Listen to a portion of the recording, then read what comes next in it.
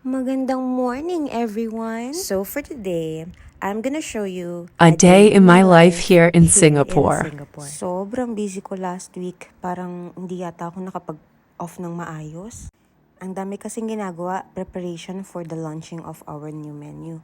Pero, happy naman kasi successful yung launching. So ito na nga, si Inday, ngayon off day niya, kailangan maglaba-laba siya. Buti na nga lang itong washing machine na meron kami dito is may dryer na rin kasama. So kahit may mga sampay pa rin na iba, pwede pa rin namang matuyo later. While waiting, tara, kain muna tayo. Flex ko lang tong pintuan namin, tsaka gate.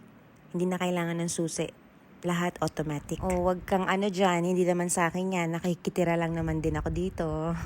Oo, syempre kailangan naka-shades kasi mainit. Hindi na kailangan magpayong. Shades na lang, okay HDB nga pala yung mga tawag dito sa mga parang condo, pero hindi naman ganun ka-high class.